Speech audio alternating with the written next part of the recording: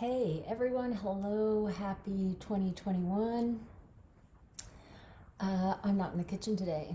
As you can see, I'm at my desk, which I moved from the kitchen because of all of the people parading in and out of my kitchen area every single day, with people being at home more. My husband works from home, the kids are often home. So I moved my desk out of the kitchen area so I could work a little bit more peacefully. And today I'm not talking about food. Well, maybe we'll touch on it. I want to talk about, um, where our mindsets are right now going into this year and making change that's valuable to you and not gimmicky. Last year was a huge year for me, and it had nothing to do with the pandemic. And I'm hoping one day I have the courage to tell everyone, hi Michelle, Happy New Year to you, my darling. Hope you're having a good day. I hope one day I can share it with you because it was pretty significant to me, something that I'd been dealing with for many, many years. And I started last year in January 1st making change for my life, and it stuck. And I feel very grateful, and also very, I guess, renewed in a way that I came through that. And I can look back after a year, which now doesn't feel like a year, right? But I can look back and say, I did that. Like, I did that, and I'm here now, and I'm better for it. And I think in the new year, we get so many messages about, oh my gosh, fitness and weight loss and the new you, the better you. And it's one day, right? We're moving one day in the calendar year. And it's significant in many ways. It is like a time where we can start afresh and do things. But I think we need to stay grounded in the notion that we make steps along the way. And it doesn't have to be January 1st. It can be January 10th. It can be in April. It can be when we are ready. When I started in January, Happy New Year, Jackie. Hi there. Happy New Year, Anne. And I started in January because my heart and my soul were telling me it's time. Like, this is your time to make this change. And before that, I don't know if I was quite ready, right? So it has to be when you know you're ready in your heart and perhaps in your gut and your soul. And I think that when we embark on anything that's really difficult, and this was particularly challenging and difficult for me, I've had a few difficult times in my life, and this was one. The first was when my dad died when I was 11. And it was a tragic accident, and it changed our lives forever as a family. The second, perhaps really difficult thing was having children on my own, in a sense, like without extended family around. It was me and Paul, and who knows what you deal with when having children, right? You just go into it. And for me, that was hard. I'm pretty sure I probably had issues with postpartum depression, and I didn't know. I just kept going, right? And then this phase in the last 5 years or so or more was the third thing that was really difficult for me. And so when we go through these really difficult times, hi Karen, Happy New Year, everyone who's joining in. I think it's really important to know that, one, we are not alone. So many of us in the world are going through exactly the same thing. Exactly the same thing, even though you think it's just you. Two, and if you can connect with those people, like if there's a place you can connect with those people, and now we can online, right? We can connect with a lot of people, and people want to be there for you. They want to help you. And if you say, I need help, people will help you. They want to, right? It's in our nature. Two, to know that we're stronger than we know. We are stronger than we believe and stronger than we know. We can do things that are hard. We really can, and we're stronger than we know. and one day may be awful, and you want to just like hide under the covers and not do anything. But most of us have to, right? We have to get up for our kids. We have to get up for our work. We have to get up for our responsibilities, our pets, whatever it is.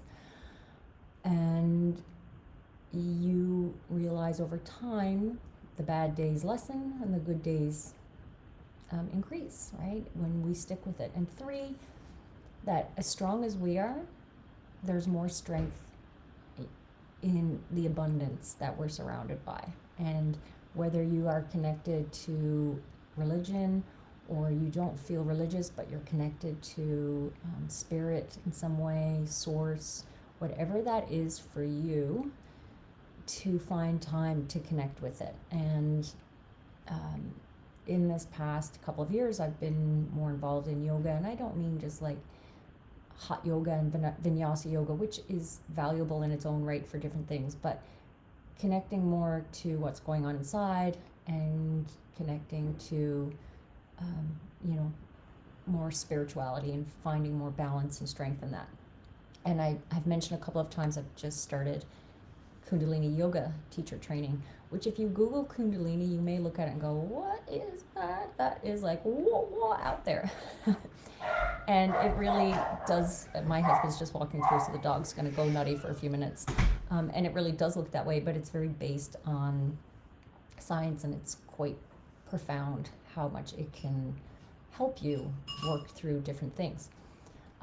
So beyond those tips, I guess those like 3-part tips, if you're moving through into this new year and thinking there is something that you want to do, there is something that you feel ready to do, and again, like I said, perhaps you're not in that place right now, and don't beat yourself up for that. Like, you'll know when you're ready. But if you do feel ready, there's definitely things you can do that aren't forced, and you perhaps don't need a program, you don't need to invest in anything, but some simple practical things that you can do. So first, I remember hearing a quote last year, I think it was Anthony Robbins, that we overestimate what we can do in a year, and we underestimate what we can do in 5 years.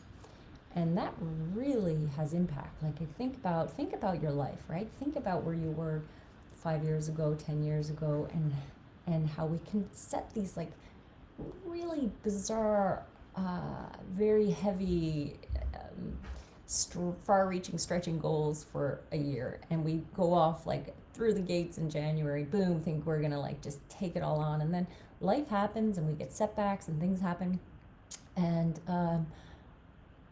in truth, we really need those goals to be more reasonable and doable and actionable, and things that are very practical in day-to-day life, right? So first off, if perhaps, for some of us, it's not huge change, it's just small things perhaps we want to work on, or maybe it is bigger, like you want to lose weight, or you want to change your diet in some way, or work on an addiction, or things. There's so many things, right? It's not just a day and moving into a year and that's it, we're out of the gates.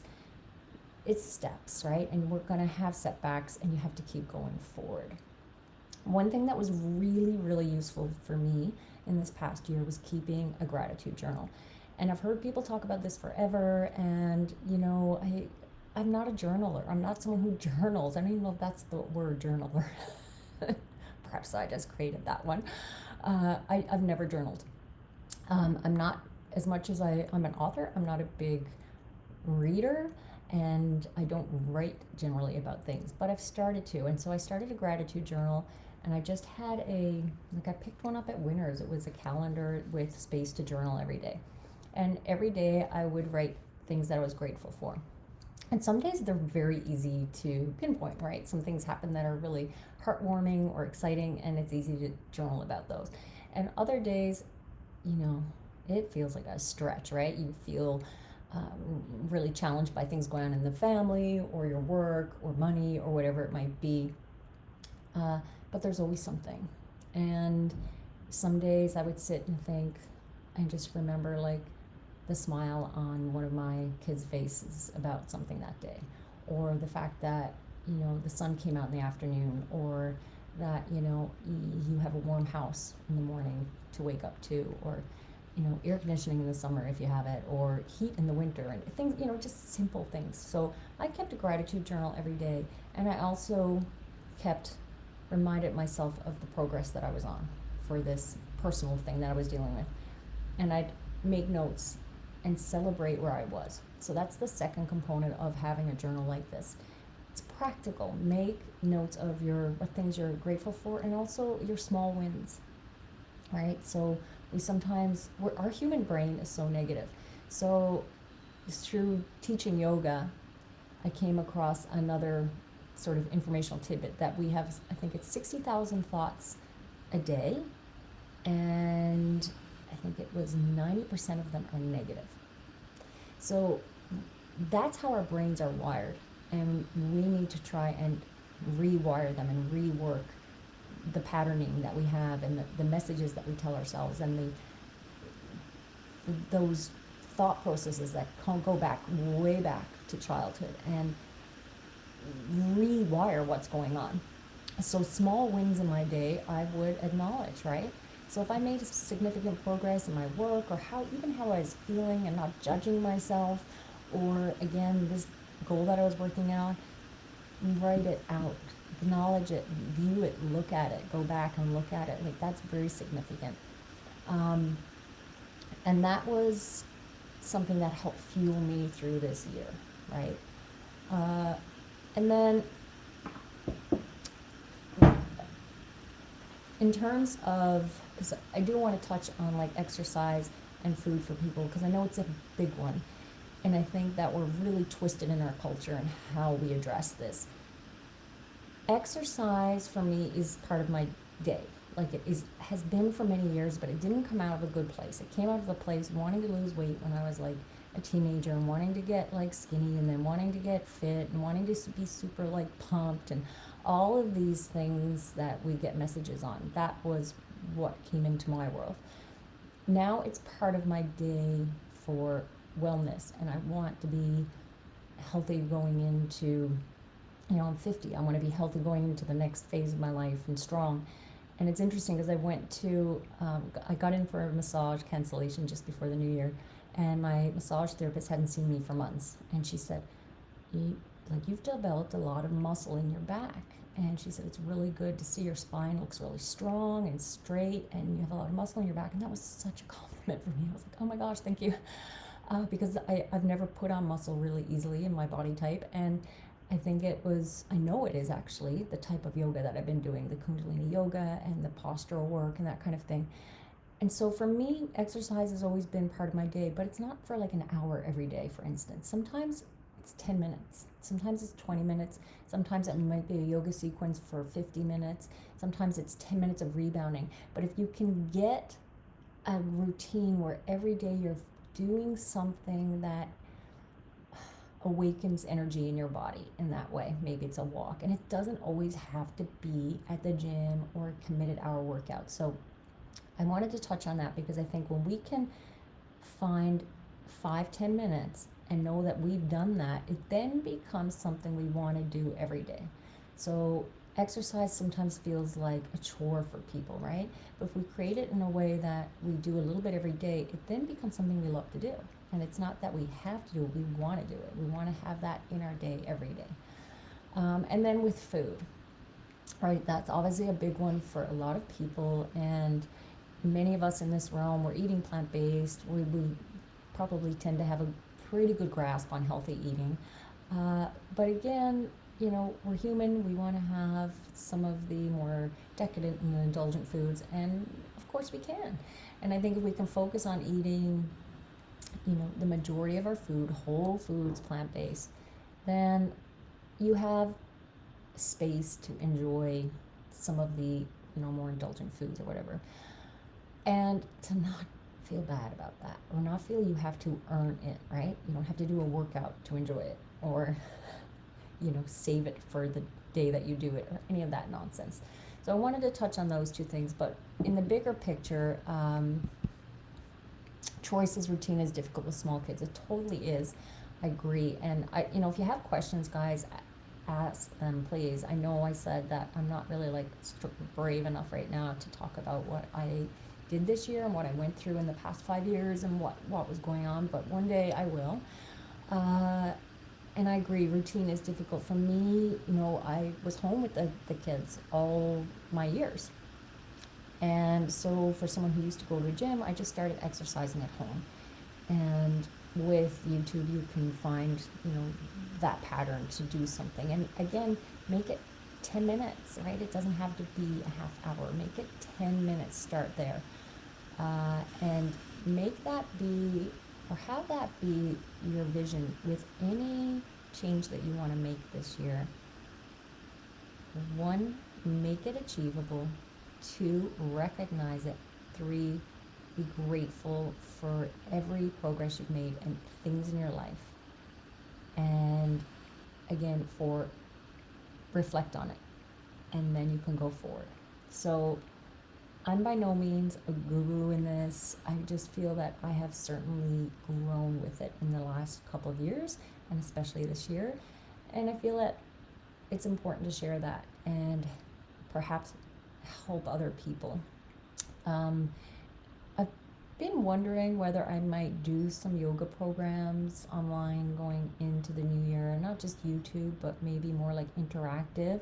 And if that's something that any of you are interested in, let me know, because if it's worth, sort of developing a program that might connect with you guys, I'd love to do that. And for me, I really prefer yoga classes that are a little bit shorter in time, that aren't like an hour and a half or an hour and 15 minutes. To me, an hour is kind of the longest I want to go with the yoga class. I kind of like half hour and 45-minute classes, so that they're far more accessible through the day.